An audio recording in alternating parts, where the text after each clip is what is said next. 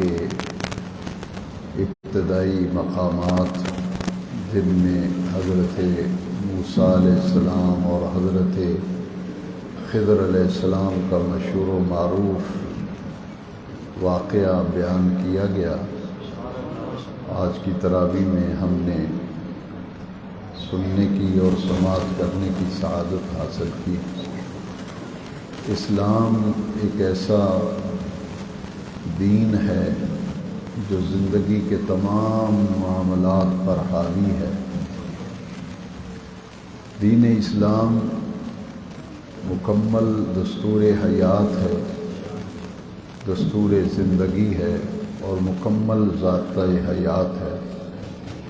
انسانی زندگی کا کوئی گوشہ، کوئی پہلو ایسا نہیں جس کے معاملے میں دین اسلام ہماری رہنمائی نہ کرتا ہو، دین ہمیں اس حوالے سے تعلیم نہ دیتا ہو۔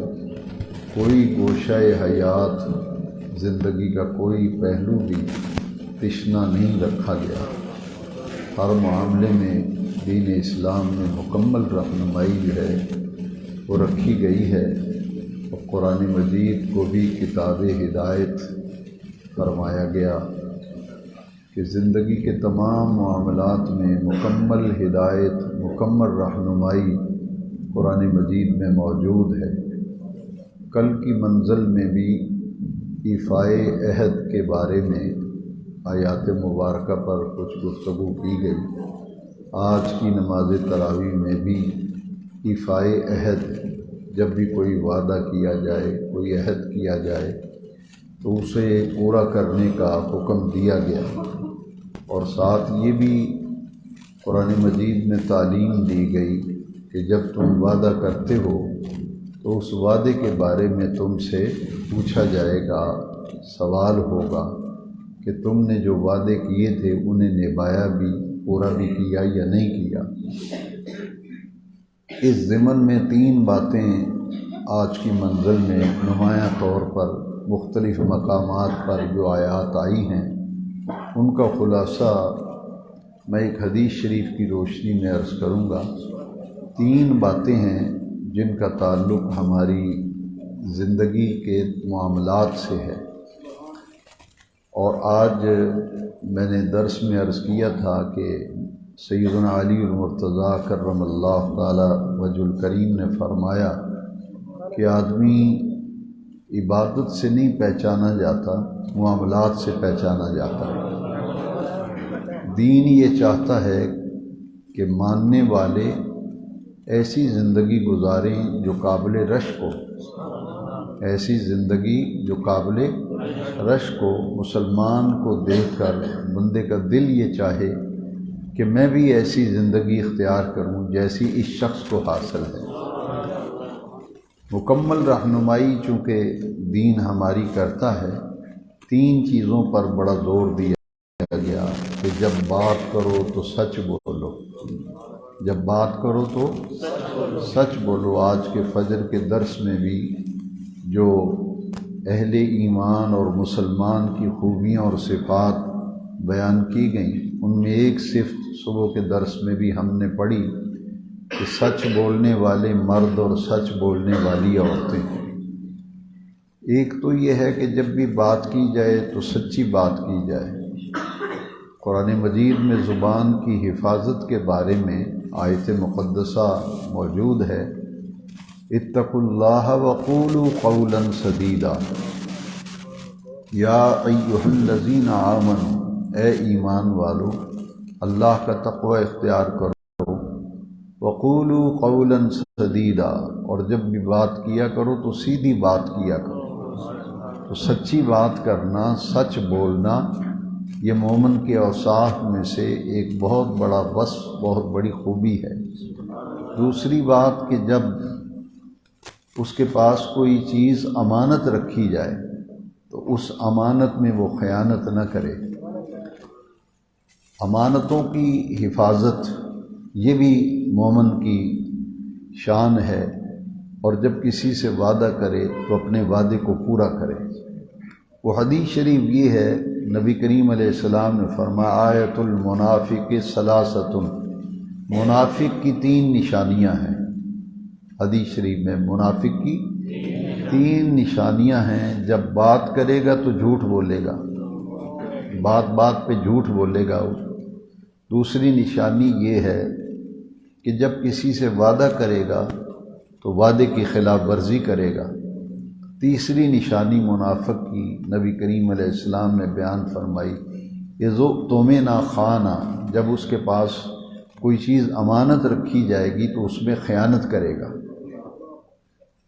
اگر ہم دوران گفتگو کسی کے راز کی کوئی بات کسی اپنے دوست، کسی جاننے والے، کسی محبت والے سے کوئی ایسی بات کہہ دیں جو بات صیغہ راز میں رکھنے والی ہو، تو وہ بات بھی ہمارے پاس ایک امانت ہوتی ہے، وہ بات بھی ہمارے پاس امانت ہوتی ہے۔ یہ نہیں ہے کہ پیسے امانت رکھے ہیں یا کوئی سونا آپ کے پاس امانت رکھا ہے، بلکہ یہ بات جو ہوتی ہے کسی کے بارے میں کوئی ایسی صیغہ راز والی بات کسی سے کی جائے تو وہ بات بھی اس کے پاس بطور امانت ہوتی ہے۔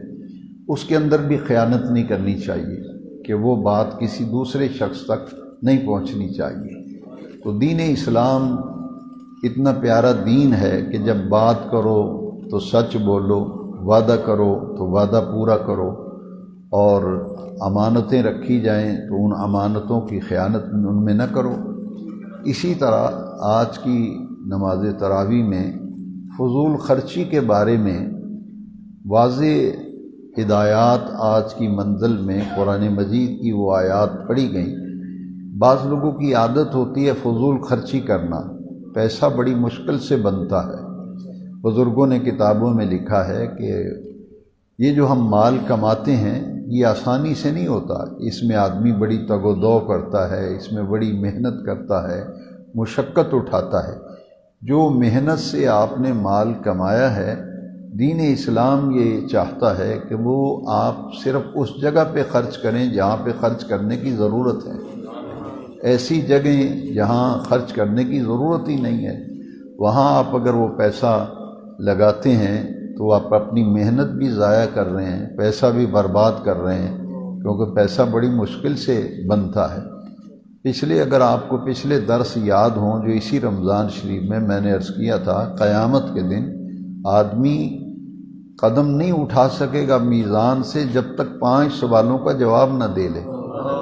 ان میں ایک سوال یہ ہے کہ مال کس ذریعے سے کمایا، کون سے ذرائع سے مال کمایا، اور ساتھ یہ بھی سوال کیا جائے گا کہ کہاں کہاں خرچ کیا۔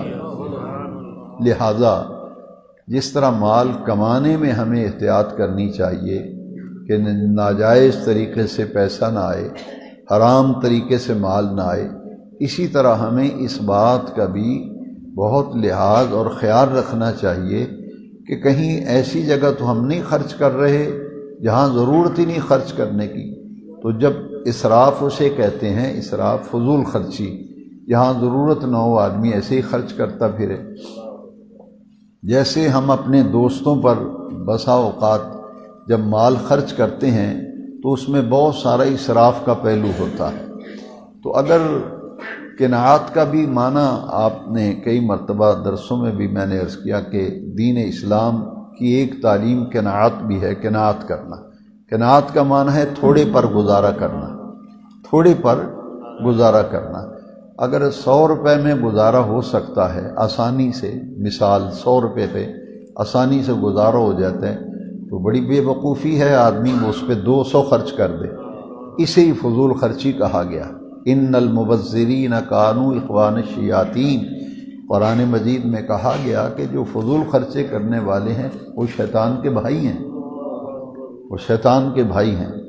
پیسہ کمایا ہے تو اس میں تو آپ کی اولاد کا حق ہے، آپ کے بیوی بچوں کا حق ہے، آپ کے مہمان آتے ہیں ان پہ خرچ کریں، دوست احباب ملنے کے لیے آتے ہیں ان پہ خرچ کریں، رشتہ داروں پہ خرچ کریں، اور جو مستحقین کی مدد کرنا، ان کی ضرورتوں کو پورا کرنا ہماری روزی میں ان کا بھی حصہ ہے۔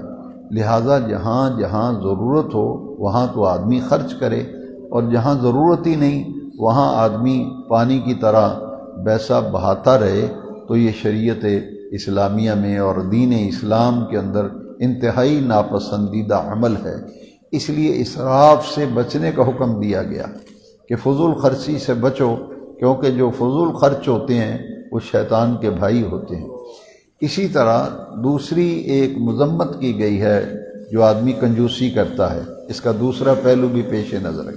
ایک تو فضول خرچی سے بچنا، اور دوسرا کیا ہے کہ کنجوسی نہیں کرنی، بخیل نہیں ہونا، کہ جہاں ضرورت ہے وہاں بھی آدمی خرچ نہ کرے، جہاں ضرورت نہیں وہاں خرچ کریں گے تو اسراف ہوگا، اور جہاں ضرورت تھی اور آدمی خرچ ہی نہیں کر رہا تو وہ کیا ہوگا؟ وہ کنجوسی ہوگی، وہ بخل ہوگا۔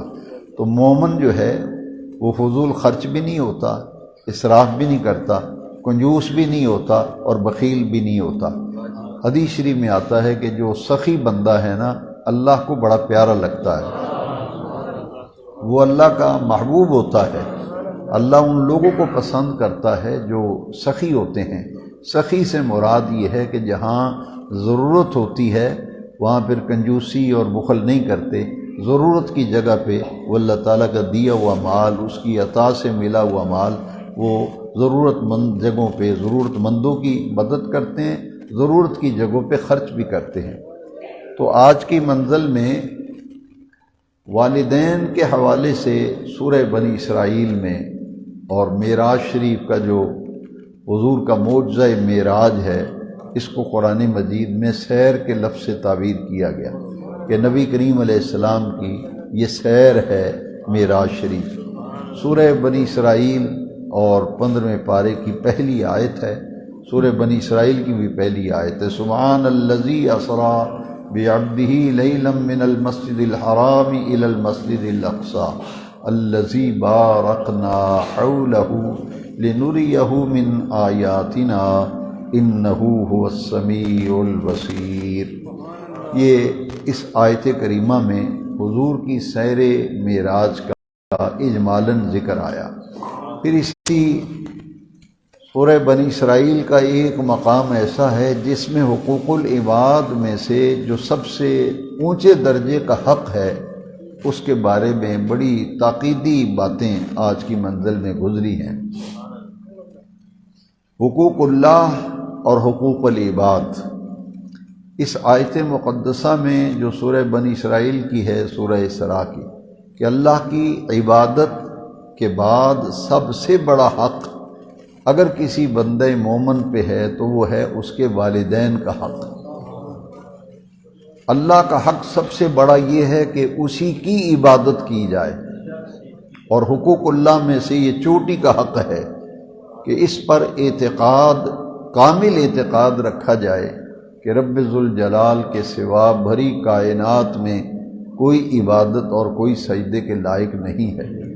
وَقَضَىٰ رَبُّكَ أَلَّا تَعْبُدُوا إِلَّا إِيَّاهُ، کہ جب بھی عبادت کرو اسی رب کی عبادت کرو، اس کے سوا کسی کی عبادت نہیں ہے۔ اور اس کے فوراً بعد فرمایا وَبِالْوَالِدَيْنِ إِحْسَانًا، اور اپنے ماں باپ کے ساتھ اچھا سلوک کرو۔ تو جس طرح حقوق اللہ میں سے سب سے بڑا حق اللہ کی عبادت، اس کی بندگی ہے، اسی طرح حقوق العباد میں سب سے بڑا حق جو ہے وہ والدین کے ساتھ حسن سلوک ہے، ان کے ساتھ اچھا سلوک کرنا ہے۔ تو جس طرح حقوق اللہ میں سے سب سے بڑا گناہ جو ہے، حقوق اللہ میں سے سب سے بڑا گناہ شرک ہے، ان الشرک لظلم عظیم انما المشرکون نجس، شرک ظلم عظیم ہے اور مشرک جو ہے وہ ناپاک ہوتا ہے۔ تو وہ کیا ہے کہ اللہ کریم وحدہ لا شریک لہ ہے، وہ اپنی ذات میں بھی اور اپنی صفات میں بھی وحدہ لا شریک لہ ہے، نہ اس کی ذات میں کوئی شریک ہے اور نہ اس کی صفات میں کوئی شریک ہے۔ وہ اپنی ذات میں بھی وحدہ لا شریک ہے، اپنی صفات میں بھی وحدہ لا شریک ہے۔ اس کی ذات جیسی کوئی ذات نہیں اور اس کی صفات جیسی کسی میں صفات نہیں۔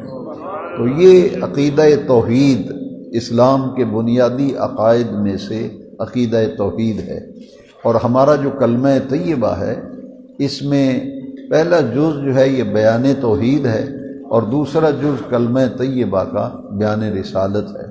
لا الہ الا اللہ یہ بیان توحید ہے، اور محمد الرسول اللہ صلی اللہ علیہ وسلم یہ بیان رسالت ہے۔ تو عقیدہ توحید میں سب سے بڑی جو گناہ ہے حقوق اللہ میں وہ ہے شرک کا ارتکاب، اور حقوق العباد میں سب سے چوٹی کا حق اور سب سے بڑا حق حق الوالدین ہے۔ اسی طرح سب سے بڑا گناہ والدین سے بدسلوکی ہے، ان کی نافرمانی ہے۔ تو یہ چیزیں جو ہیں قرآن مجید میں مختلف مقامات پر واضح کی گئی ہیں۔ اس کے بعد آج کی منزل میں سورہ کہف، اصحاب کہف کا جو واقعہ ہے وہ آج کی منزل میں گزرا۔ اس حوالے سے میں صرف یہ عرض کروں گا کہ اصحاب کہف یہ اللہ کے ولی تھے۔ اصحاب کہف اللہ کے ولی تھے، یہ غار والے کہلاتے ہیں، اور اصحاب کہف ان کی تعداد اللہ تبارک و تعالی ہی جانتا ہے۔ آج کی منزل میں گزرا، لوگ اپنے اندازے لگاتے ہیں، جیسے لوگوں کی عادت ہے کہ عید کب ہوگی، کس تاریخ کو عید ہو رہی ہے، روزہ کب ہو رہا ہے۔ آج کی منزل میں گزرا کہ لوگ باتیں کرتے ہیں، کوئی کہتا ہے اصحاب کہف 3 ہیں، کوئی کہتا ہے 4 ہیں، یہ بے نیاز رب قرآن میں فرما رہے ہیں۔ کچھ کہتے ہیں نہیں 6 تھے، کچھ کہتے ہیں نہیں 8 تھے۔ تو یہ لوگوں کے قیافے ہیں نا، اندازے ہیں۔ اللہ کریم نے فرمایا کہ اس کی صحیح تعداد کا علم اللہ تعالیٰ کو ہے، یا ان لوگوں کو علم ہے جن کو اللہ کریم نے ان کی تعداد کا علم دیا ہے۔ یہ عیسائی دور حکومت تھا، عیسائی بادشاہ تھا، تو اپنا ایمان بچا کر یہ لوگ جو ہے ہجرت کر گئے تھے، یہ ہجرت کر گئے تھے، اور یہ غار کے اندر انہوں نے پناہ لی تھی۔ 360 سال غار کے اندر رہے، 360 سال۔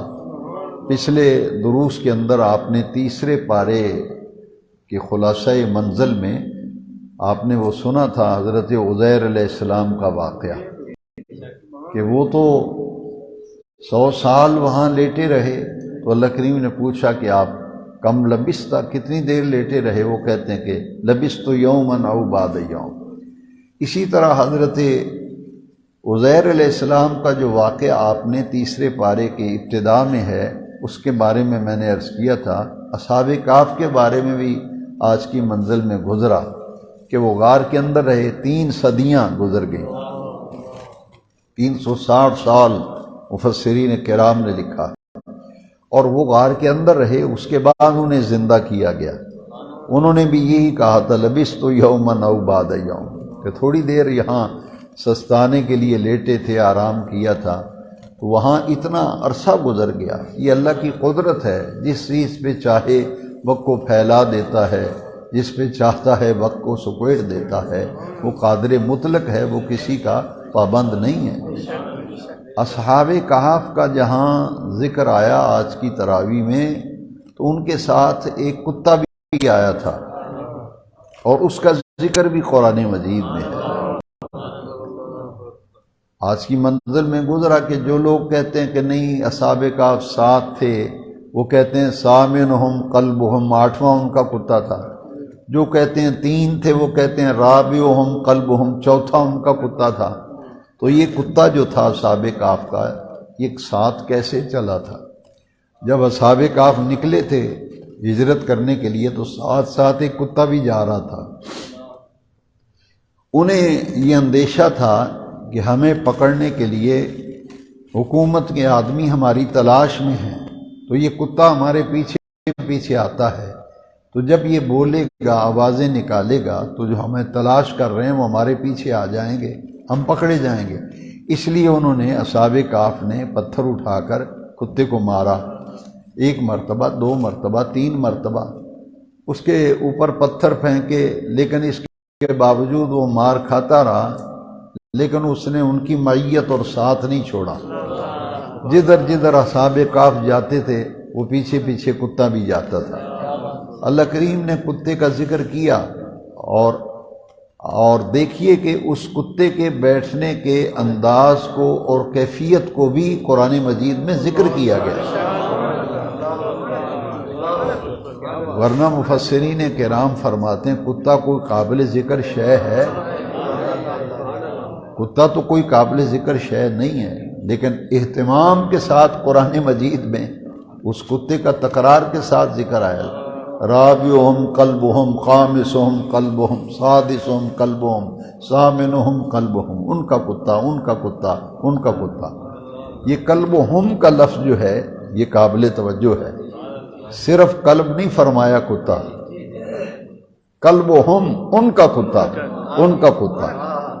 بتانا یہ مقصود تھا کہ یہ کوئی عام آوارہ کتا نہیں تھا، یہ تو اولیاء کاملین کی معیت میں چلنے والا کتا تھا، اور اس کے غار کے اندر اصحاب کہف جا کے سو گئے تھے تو غار کے دھانے پر کتا بھی 360 سال وہیں لکویا رہا، کتا بھی باہر غار کے دھانے پر، اور قرآن مجید میں اس کے بیٹھنے کے انداز کو بیان کیا گیا، وَقَلْبُهُمْ بَاسِطٌ ذِرَاعِيهِ بِالْوَسِيدِ، کہ غار کے منہ پر کتا جو ہے وہ ٹانگیں پسار کے بیٹھا ہوا ہے، کتا بھی بیٹھا ہوا ہے۔ اب یہ کتا مار کھاتا رہا لیکن اس نے ان کا ساتھ چھوڑا نہیں۔ اب اسی آیت کریمہ کی تفسیر میں قرآن مجید کی مشہور تفسیر ہے تفسیر قرطبی۔ امام قرطبی علیہ رحمہ نے اس آیت کی تفسیر میں لکھا ہے، ابن عباس رضی اللہ عنہ کی روایت ہے کہ یہ کتے نے جب مار کھائی، پتھر کھائے، تو یہ کتے نے کہا اپنے رب کریم سے کہ مجھے زبان دی ہے تو اس میں بولنے کی طاقت بھی دے، تاکہ یہ مجھے مارتے ہیں کہ یہ کتا ہمارا پیچھا چھوڑ دے، کہیں بولے گا بھونکے گا ہم پکڑے جائیں گے، تو میں ان کو بتاؤں تو صحیح کہ مار کھا کے بھی تمہاری سنگت، تمہاری معیت، تمہارا ساتھ میں نہیں چھوڑ رہا، آخر وجہ کیا ہے؟ تو مجھے زبان دی ہے تو قوت نطق بھی عطا کر۔ تفسیر قرطبی کی بڑی پیاری روایت ہے، میں آپ کو وہ لفظ پڑھ کے سنانا چاہتا ہوں تاکہ پھر آپ اندازہ فرمائیں کہ اللہ کے ولیوں کا کیا مقام ہے، اور ان کے ساتھ اگر کتا بھی چلتا ہے تو پھر اس کو اللہ تعالیٰ کتنی عزت دیتا ہے۔ یہ تفسیر قرطبی میں ہے، فَقَامَ الْقَلْبُ عَلَى رِجْلَيْهِ، رجل پاؤں کو کہتے ہیں، رجلے تثنیہ ہے کہ پچھلی جو ٹانگیں تھیں نا کتے کی، دو ٹانگیں پچھلی، ان پہ وہ کھڑا ہو گیا۔ فقام، کھڑا ہو گیا، کون؟ قام القلب، کتا کھڑا ہو گیا۔ کہاں کھڑا ہوا؟ علی رجلیہ، اپنی پچھلی دونوں ٹانگوں پر وہ کھڑا ہو گیا۔ ورفع یدیہ الی السماء کہیئۃ الداعی، اور اگلی جو دو ٹانگیں تھیں اس نے ایسے پھیلائیں جیسے دعا کرنے والا اپنے ہاتھوں کو پھیلاتا ہے۔ فقام القلب علی رجلیہ ورفع یدیہ الی السماء کہیئۃ الداعی، دعا کرنے والے کی حیت پر اس نے اپنی اگلی دونوں ٹانگوں کو یوں پھیلا دیا۔ اور اس نے کیا کیا؟ وہ کتا جو ہے آسمانوں کی طرف دونوں ہاتھ پھیلا کر کہتا ہے کہ باری تعالیٰ مجھے زبان دی ہے تو اس میں بولنے کی طاقت بھی عطا کر، تاکہ میں ان کو بتاؤں کہ مار اور پتھر کھا کے بھی تمہاری معیت، تمہاری سنگت، تمہارا ساتھ میں کیوں نہیں چھوڑ رہا، آخر وجہ کیا ہے؟ اب اللہ کریم نے کتے کو قوت گویائی دی، زبان میں بولنے کی طاقت دی، تو تفسیر ابن عباس میں لکھا ہوا ہے فنطقا، فنطقا، کتا بولنے لگا، کتے نے بات چیت شروع کر دی، گفتگو شروع کی۔ اب جب کتا بولنے لگا نا، باتیں کرنے لگا، تو اصحاب کہف نے ایک دوسرے کی طرف دیکھا، ایک دوسرے کی طرف دیکھا کہ کتا بھی کبھی بولا ہے، یہ تو گفتگو کر رہا ہے۔ اور کتے نے کیا کہا؟ قرآن مجید کی تفسیر قرطبی میں امام قرطبی علیہ رحمہ یہ روایت نقل کرتے ہیں، کتے نے جو ولیوں سے گفتگو کی، بات کی، وہ کیا تھی؟ اس نے کہا لا تخافوا منی، لا تخافوا منی، مجھ سے ڈرو مت، مجھ سے ڈرو مت۔ تم ڈر رہے ہو کہ میں بولوں گا، میری کیا مجال میں بولوں، میری کیا مجال میں بولوں، لا تخافوا منی، مجھ سے آپ خوف زدہ نہ ہوں، میں آواز نہیں نکالوں گا، میری کیا مجال، میں نہیں بولوں گا، کیونکہ میں بھونکنے والا نہیں ہوں، لا تخافوا منی، میں بھونکنے والا کتا نہیں ہوں۔ اس نے پھر اپنا تعارف کرایا کہ تو کیسا کتا ہے، تفسیر قرطبی پڑھ رہا ہوں اسی آیت کی تفسیر میں، اس نے کہا انی احب من احب اللہ، انی احب من احب اللہ، جو اللہ سے محبت کرنے والے ہیں میں ان سے محبت کرتا ہوں، جو اللہ سے محبت کرتے ہیں میں ان سے محبت کرتا ہوں۔ اب اس انی احب من احب اللہ کا معنی عربی میں آپ کو سناتا ہوں۔ انی احب من احب اللہ، یہ تو کتے نے کہا نا کہ میں ان سے محبت کرتا ہوں جو اللہ سے محبت کرتے ہیں، اور اس کا معنی ہے انی احب الاولیاء والصالحین، میں اللہ کے ولیوں سے اور نیک بندوں سے پیار کرنے والا کتا ہوں۔ اب اسی انہی آیات کی تفسیر میں لکھا ہے کہ یہ کتا جو ہے بعالم بورا ایک انسان تھا، اس کی شکل میں کتا جنت میں جائے گا، لیکن کتا اپنی حیثیت پہ جنت میں نہیں جائے گا، اللہ تعالیٰ اسی کتے کو بعالم بورا کی شکل دے گا، اسی کا جسم ہوگا، اس کی صورت میں یہ کتا جنت میں داخل کیا جائے گا۔ یہاں مفسرین نے کرام نے فرمایا کہ کتا وہ اللہ کے ولیوں سے محبت کرے، پیار کرے، تو وہ تو بعالم بورا کی شکل میں جنت میں جاتا ہے، تو جو انسان اشرف المخلوقات ہے وہ جب اللہ کے ولیوں سے، اللہ کے پیاروں سے، اس کے نیک بندوں سے محبت کرے گا تو کیا سمجھتے ہیں اللہ کریم انہیں محروم رکھے گا؟ انہیں پھر اللہ محروم رکھے گا؟ تو اللہ والوں سے محبت اور پیار یہ وہ نعمت ہے جس کا ذکر قرآن مجید میں ایک اور مقام پر بھی کیا گیا، الاخلاء یومئذ بعضهم لبعض عدو الا المتقین، کہ دنیا کے دوست قیامت کے دن ایک دوسرے کے دشمن بن جائیں گے، الا المتقین، جو اللہ کے نیک بندوں سے، متقین سے، اولیاء کاملین سے، صالحین سے محبت رکھنے والے ہیں، ان کا تعلق اور ان کی دوستی قیامت کے دن بھی برقرار رہے گی۔ یہ متقین کی محبت یہ قیامت کے دن بھی قائم رہے گی۔